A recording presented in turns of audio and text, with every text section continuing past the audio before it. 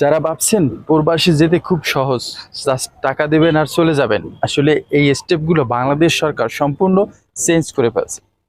মনে করেন আপনি লোড আনলোড বিষয়ে সৌদি আরব যেতে চাচ্ছেন, কিন্তু লোড আনলোড বিষয়ে সৌদি আরব যেতে হলে কি কোনো সার্টিফিকেট প্রয়োজন হয়?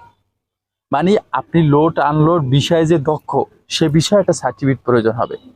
আসলে বাংলাদেশ সরকার যদি বলতো যে না, আপনারা যাচ্ছেন, আমাদের আরো 10-20 হাজার টাকা বাড়তি দিতে প্রয়োজন, বাড়তি ব্যাট দেন বা বাড়তি আমাদের দিতে হবে, বা আমাদের প্রবাসী মন্ত্রণালয়ে এই কয় টাকা জমা দিতে হবে, আসলে এই জিনিসগুলো মানা যেত।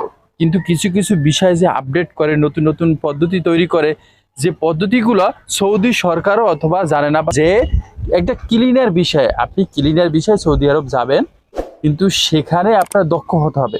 এটা স্বাভাবিক, মানুষ একটা হোটেলে যায় বা একটা রোড ক্লিনিক যায় বা তেলের পাম্প ক্লিন করে, যেখানে মানুষ ক্লিনার বিষয়ে যায়, সেখানে যে কি করবে, সে পরিষ্কার করবে। কিন্তু এই বিষয়ে আপনার যদি একটা সার্টিফিকেট প্রয়োজন হয়, যে আপনি ক্লিনার বিষয়ে দক্ষ কিনা সেটা পরীক্ষা করে একটা সার্টিফিকেট অর্জন করে এরপর আপনি সৌদি আরব যাবেন। এটা আসলে মানুষকে বোকা বোঝানো ছাড়া আর কিছু হতে পারে? আপনি একটু কমেন্ট বক্সে কমেন্ট করবেন। কারণ এই সকল বিভ্রান্তিতে যে সাধারণ মানুষকে ফেলেছে বাংলাদেশী কল্যাণ মন্ত্রণালয় রয়েছে, যারা এই বোকামি কাজগুলো করতেছে, তাদের আসলে হিসাব করা উচিত যে আমরা যে কিছু কিছু পদ্ধতি অবলম্বন করি, কিন্তু যে দেশের জন্য করি সেই দেশে এগুলো জানে কিনা। হ্যাঁ, আমি মনে করি যে বাংলাদেশ থেকে সৌদি সরকার চাচ্ছে যে দক্ষ শ্রমিক নিতে, তার মানে এই না যে আপনি যে ক্যাটাগরিতে আপনার লোকের সার্টিফিকেট প্রয়োজন, সেই ক্যাটাগরিতে আপনার সার্টিফিকেট করা প্রয়োজন। যেমন কনস্ট্রাকশন সাইট, এরপর আপনার যে বিভিন্ন রকমের ডক্টর, ইঞ্জিনিয়ারিং, এরপর আপনার রয়েছে ড্রাইভার, এরপর আরও যে আদার্স যে রয়েছে ওয়ার্ল্ডিংয়ের যে কাজ জানে, যে যে বিষয়গুলো আগেও সার্টিফিকেট প্রয়োজন হয়েছিল, সে বিষয়গুলো আপনি সার্টিফিকেট দিতে পারেন বা সেই সার্টিফিকেটের আয়তাভুক্ত করতে পারেন যে ক্যাটাগরিগুলি রয়েছে সেই ক্যাটাগরির ভিতরে।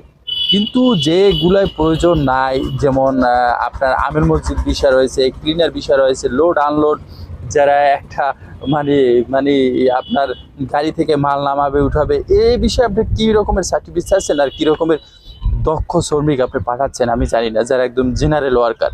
আসলে মানুষকে ভোগান্তিতে ফেলা উচিত না।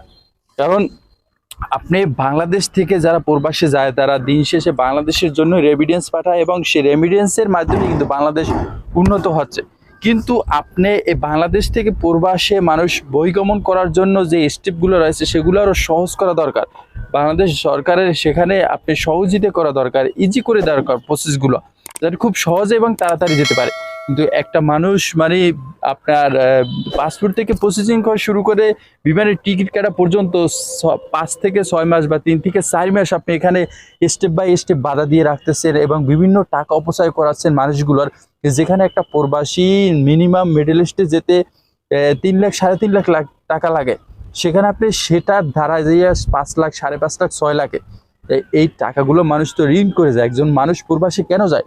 দিন শেষে তার পরিবারের হাল ধরতে বা পরিবারের সবাইকে হাসি মুখে রাখার জন্য বা জীবনে কিছু করার জন্য। কিন্তু তার যদি 6 লাখ 7 লাখ টাকা ব্যাংক ব্যালেন্স থাকে, সে কখনো প্রবাসী যায় না। তখন এই মানুষটা সব কিছু হারিয়ে যখন যায়, তখন এই টাকাগুলো ঋণ করে যেতে হয়। আর আপনারা যে এত পরিমাণ কস্ট বা এত টাকাগুলো তাদেরকে অপচয় করাচ্ছে, বিভিন্ন স্টেপ বাই স্টেপ দালালের মাধ্যমে টাকাগুলো আপনারা সংগ্রহ করতেছেন বা আপনারা নিতেছেন, বাংলাদেশে যে কাজটা করেন না কেন, যে স্টেপটা আপনি ভাড়ান না কেন, সেই স্টেপই আপনি ইজি করতে গেলে আরও 6 মাস ভুগতে হবে। আর আপনি দালালে 5,000 10,000 টাকা দেন, আপনি 1 সপ্তাহের ভিতরে কাজটা পেয়ে যাবেন। এটা বাংলাদেশ। কারণ জেনারেল ওয়ার্কারকে এই রকম ভোগান্তিতে না ফেলে প্রবাসী মন্ত্রণালয়ের উচিত যে এই স্টেপগুলো আরও ইজি করার এবং খুব সহজ করা, যাতে বাংলাদেশ আরও উন্নত হয় এবং খুব সহজেই মানুষগুলো প্রবাসী যেতে পারে। সবাই ভালো থাকবেন, সুস্থ থাকবেন। ভিডিওটা কেমন লাগছে অবশ্যই কমেন্ট বক্সে কমেন্ট করবেন। আল্লাহ হাফেজ।